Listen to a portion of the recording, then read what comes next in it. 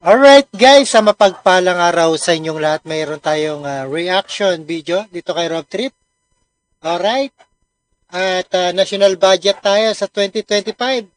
Intro muna guys.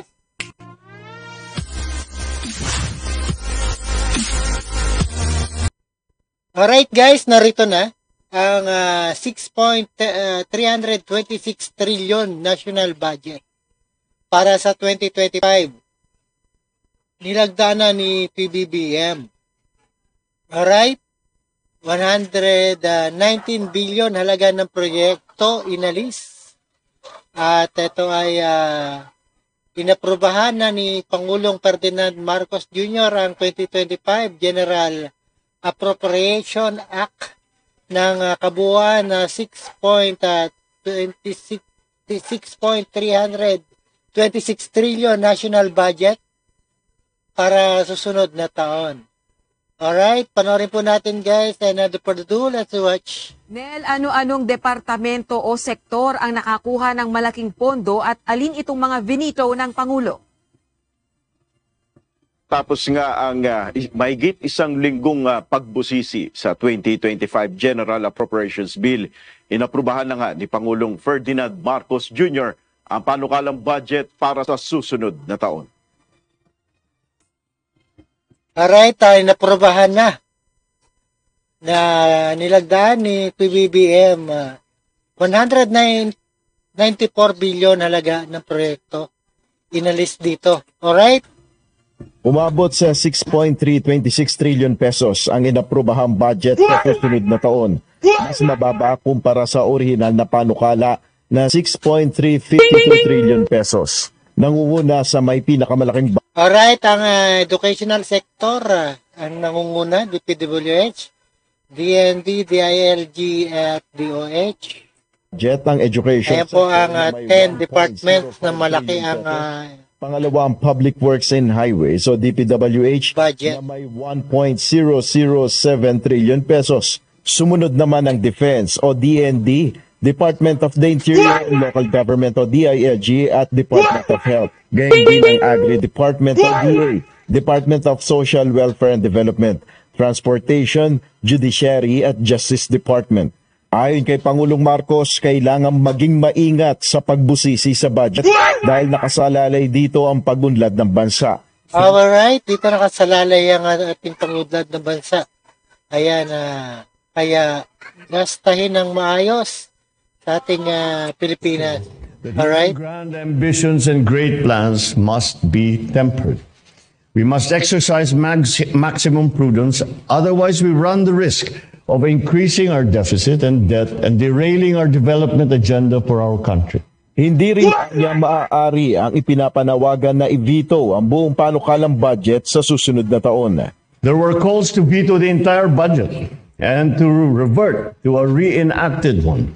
However, this is not an option that we can afford. A reenacted budget will set us back, delay our vital programs, jeopardize targets for economic growth, including our goals of achieving single-digit poverty levels and upper middle income status. Alright, gaya ng inaasahan, ilang provision na hindi inaprubahan ng Pangulo. Ayan, nangangahulugan na 194 billion tapyas sa national budget.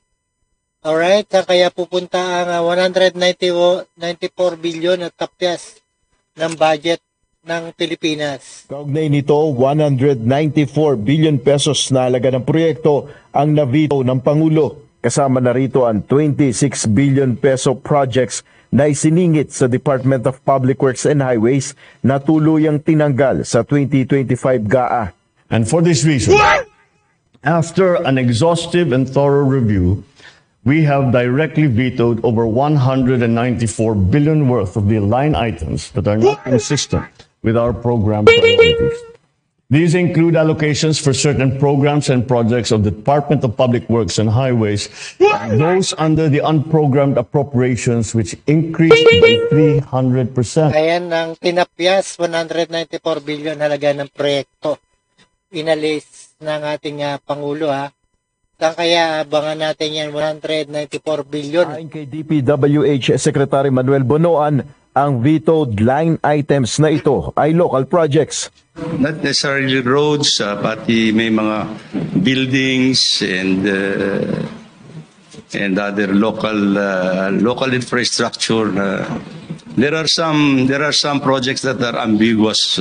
Ayan, mga local projects daw na 194 billion na tinapyas ng ating Pangulong Ferdinand Marcos. Alright? Also that we cannot immediately implement anyway.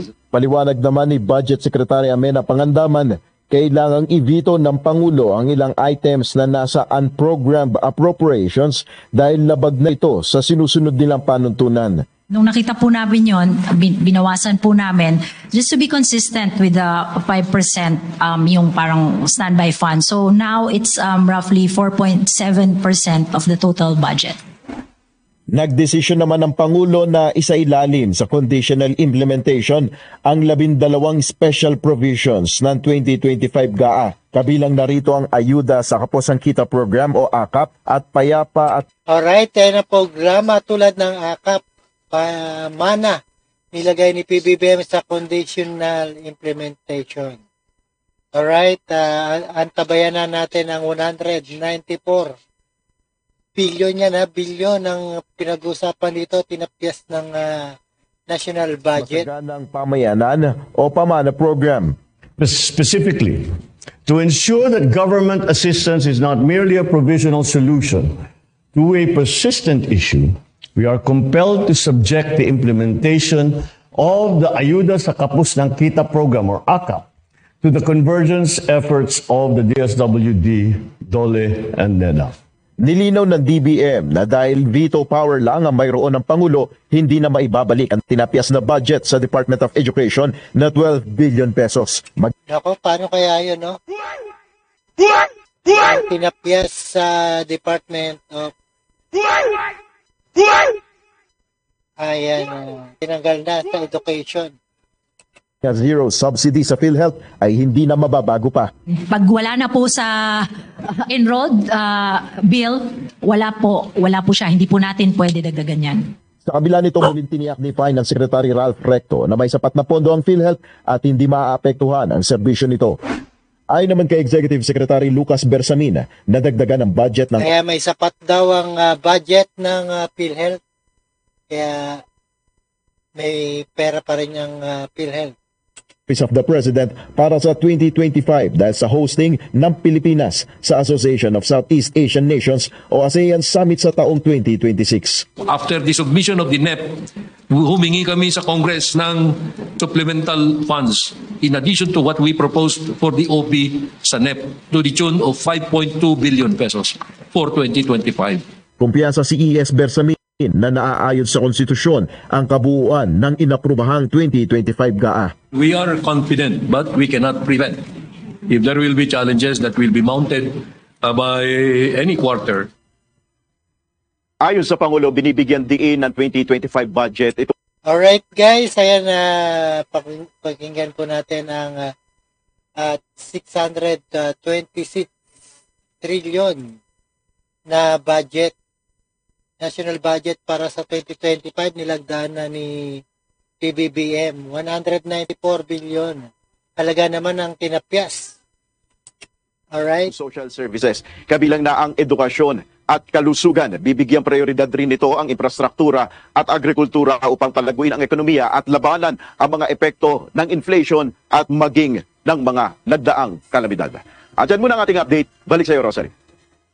O Nel, dyan sa nilagdaang pambansang pondo para sa taong 2025, andyan pa rin ba o napanatili pa rin ba yung dagdag na pondo para sa dalawang kapulungan ng Kongreso? Walang nabanggit partikular kung na-veto yung mga dagdag na budget na yan dahil ang partikular na mga na-veto base doon sa ibinigay na impormasyon sa atin ng DBM at ilang miyembro ng gabinete ay yung infrastructure o yung mga proyekto sa ilalim ng DPWH at yung mga unprogrammed appropriations. So ibig sabihin, hindi nakasama dito kung ano man yung mga idinagdag na budget sa iba't ibang ahensya ay walang nakatukoy sa atin yung DBM ukol dito kung na-veto ba. Pero as of now, base sa impormasyon na malinaw na ibinigay sa atin, yung mga programa na unprogram appropriation items at yung projects under the DPWH, yun lamang yung mga Ayan, ang mga national budget para sa 2025 na nilagdaan ni BBM. veto. Rosalie. Onel, para din sa kaalaman ng publiko, kasi yung ipinasa o yung proposal ng executive branch na 6.352 trillion pesos at yun din yung sa bicameral conference committee na lumabas na total budget. Pero itong inaprubahan o tuluyang isinabatas dahil pinirmahan na nga ng Pangulo, naging 6.326, bumaba panel. Ibig sabihin yan ba inaayon pa rin sa mandato ng Pangulo? Tama ka dyan. Dahil yung nabawas, yun yung direct veto na tinatawag. O yung tuluyang tinanggal mismo doon sa budget.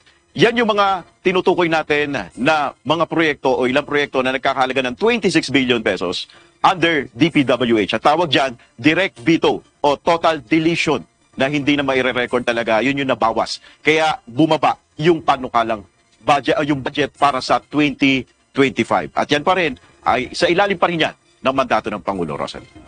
Onel, matagal ka nang nagko-cover nitong budget deliberations, ganun din yung proposal ng executive branch sa Kongreso. Yun bang unprogrammed appropriations, kasama yan sa kwentahan ng total budget ng pamahalaan?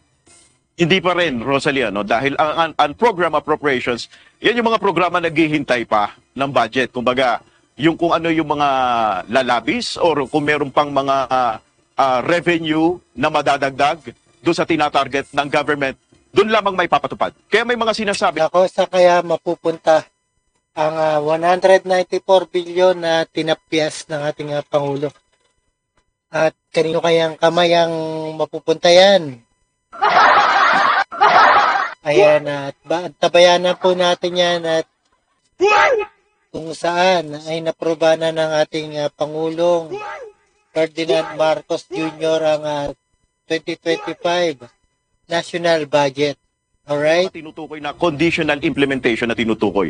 Diyan nga nahulog yung ilang mga programa ng isinusulong ng ilang mga mababatas. Ibig sabihin, kapag conditional, kinakailangan mo nang gumawa ng mga guidelines, pag-usapan ng mga kinaukulang ahensya bago ito maipatupad. So yung mga funding, pag-uusapan pa yan. Yan, pag-uusapan pa paano sila makakalikom para sa kampanya, no? Hindi yan yung mga tinatawag natin na mga nakapondo na talaga na fixed fund. Kumbaga, yung katulad halimbawa sa mga nakalaan sa DOH na may mga siguradong mga programa. Halimbawa, DPWH, may mga tiyak na mga infrastructure projects na talagang nakapondo na. So, may mga guidelines dyan ng DBM. Kumbaga, may mga limit dyan kung ilan program appropriations ang dapat na mailagay lamang dyan doon sa panukalang pondo. So may mga special provisions na tinatawag dyan, may mga provision, may mga detalye dyan doon sa 2025 budget. Rosalie. Onel, hindi pwedeng magdagdag ang Pangulo doon sa inaprubahan ng BICAM na budget. Pero papaano naman nadagdagan yung budget ng Department of Education? Oo nga, paano nadagdagan yun, yung Department of Education and sabing nabawasan pa ng nasa 28 billion pesos, kabilang na yung 10 billion pesos na sanay para sa computerization program. At lumalabas ngayon na may pinakamataas ng alokasyon ang sektor ng edukasyon matapos lagdaan ni Pangulong Marcos ang 2025 General Appropriations Act. Tama ka dyan, Rosalie, hindi po pwedeng magdagdag o mag-allocate o mag-reallocate ang Pangulo mula doon sa BICAM report o yung mga enrolled bill mula doon sa BICAM report. So, ang kinakailangan lang niya ay mag-veto. Kaya lamang umangat yung education sector base doon sa naging paliwanag din ni Budget Secretary Pangandaman dahil nga nabawas na nga, nakapag-veto na nga doon sa ilang items sa DPWH. Ngayon, ang question, yung budget at na nangyari doon sa DepEd, doon sa kanilang computerization program. Ang sabi ng DBM, pwedeng magawa ng paraan yan pagdating sa execution ng budget. Dahil nga kung magkakaroon na nga, may mga provision, may mga special provision naman kung sakali, may mga extra fund o budget ang pamahalaan, maaaring matugunan yung pangangailangan na yan ng DepEd. Rosalie. Alright, maraming salamat Nel Maribohok, nag-ulat ng live mula sa Malacanang.